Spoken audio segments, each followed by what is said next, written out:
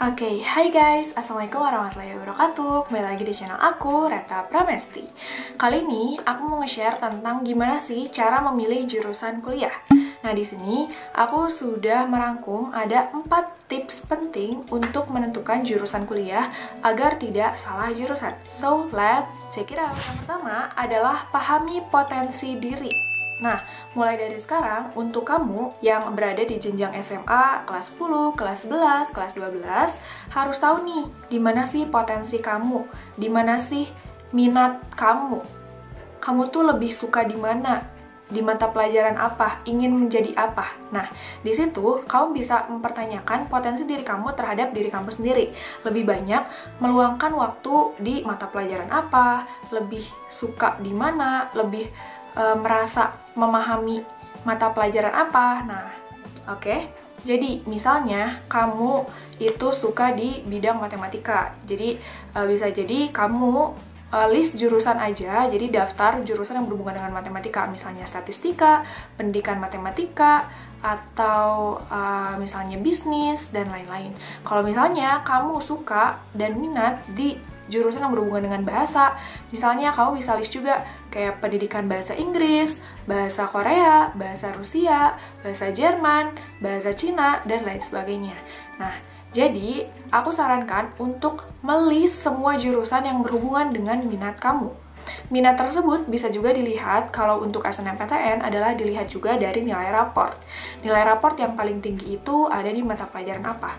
Atau bisa juga dari pelajaran apa yang sekiranya kamu tuh suka banget untuk mempelajarinya, untuk memahaminya lebih jauh dibandingkan dengan mata pelajaran lain. Oke? Disclaimer banget adalah kamu jangan sampai ikut-ikutan temen. Oke? Jadi jangan pilih jurusan berdasarkan ikut-ikutan, karena itu nggak akan bertahan lama. Dan nanti kamunya juga yang malah dikecewakan oleh diri sendiri.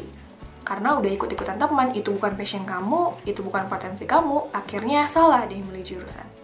Oke? Yang kedua, mengetahui minat diri berdasarkan tes kepribadian. Nah, kamu udah pernah tes kepribadian belum? Mungkin kalau misalnya kamu di kelas 10 SMA itu pernah ikut tes kepribadian ya, dari bimbingan konseling, entah itu dari lembaga, misalnya lembaga-lembaga pendidikan yang emang membuka tentang tes kepribadian. Tapi kalau misalnya belum, jangan khawatir. Aku bakal ngerekomendasiin 4 web yang gratis, jadi free, bisa kamu cobain untuk mengetahui kepribadian kamu tuh condongnya kemana. Yang pertama adalah 16 Personalities. Jadi kamu bisa cek di 16personalities.com atau 16kepribadian.com. Oke? Di sana nanti kamu bakal terkelompokkan kamu tuh kepribadian seperti apa. Kedua adalah tes kepribadian MBTI. Nah, ini tuh ada di mbti.antonikusuma.com. Jadi kamu juga bisa untuk mencoba tes kepribadian untuk mengetahui minat kamu di web itu. Yang ketiga adalah kepribadianku.com. Keempat adalah psikcentral.com. Yang kelima adalah testcolor.com. Nah, jadi itu beberapa web yang bisa kamu coba untuk mengetahui minat diri kamu tuh lebih condong kemana. Nah, nanti kamu sesuaikan dengan cara yang pertama, yaitu potensi kamu. Jadi, apakah potensi kamu itu berhubungan sama minat kamu? Kalau misalnya berhubungan, itu berarti make sense ya. Tapi kalau misalnya belum, kamu harus cari tahu lebih lanjut lagi nih.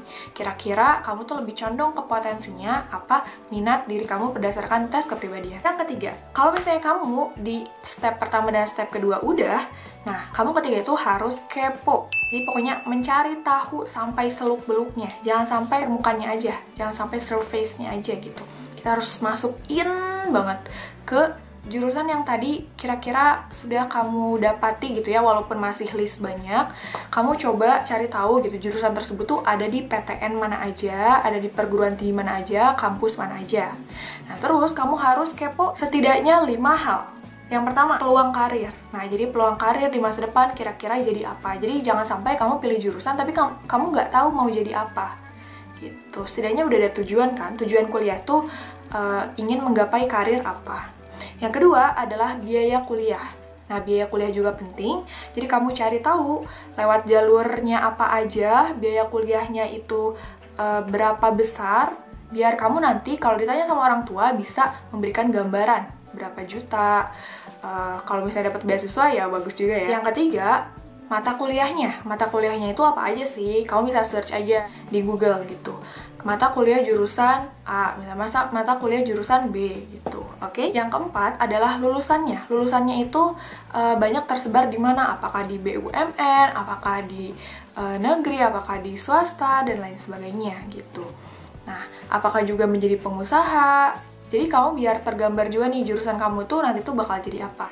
Yang kelima, profil jurusan. Nah, profil jurusan ini juga penting ya. Jadi, apakah jurusan tersebut di PTNA misalnya akreditasinya apa, lalu dosennya itu berapa banyak, dan lain sebagainya. Pokoknya ketahui semakin dalam gitu. Kalau misalnya kamu udah tahu semakin dalam, kamu bakal semakin cinta, kamu akan memperjuangkannya semakin tulus. Nah, tips terakhir yang keempat adalah konsul dengan ahli.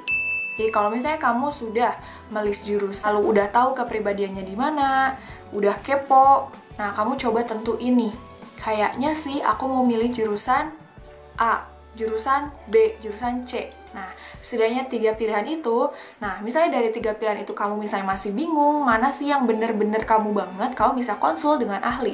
Ahli itu siapa? Ahli itu bisa ada di sekolah kamu juga, namanya BK ya, bimbingan konseling. Kamu bisa ngobrol. Nah, mungkin kalau misalnya sekarang nggak bisa offline, ya online aja lewat WA atau mungkin lewat telepon. Itu mungkin ya. Ataupun dengan psikolog terdekat di dekat rumah kamu. Biar apa? Karena kan mereka tuh orang berpengalaman.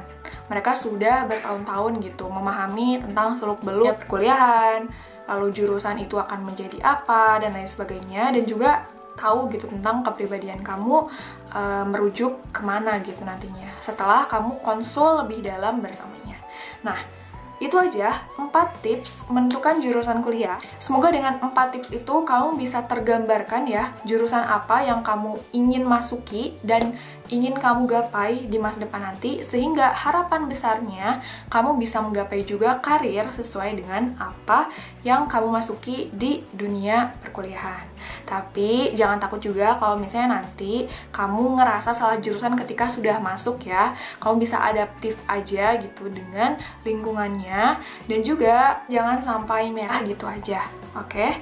Karena kalau misalnya kita berjuang terus, insya Allah gitu pasti ada jalan. Oke, semoga bisa semakin tergambar ya tentang jurusan perkuliahan. Next time mungkin aku bakal bahas tentang jurusan-jurusan ya, jurusan-jurusan yang relevan dengan mata pelajarannya. Oke, so kalau misalnya kamu udah tahu nih kira-kira jurusan apa yang kamu mau, tolong dong komen di kolom komentar biar kita aminin bareng-bareng dan semoga kamu bisa lulus di kampus impian kamu. So, gitu aja dari Reta. Thanks for watching and bye-bye!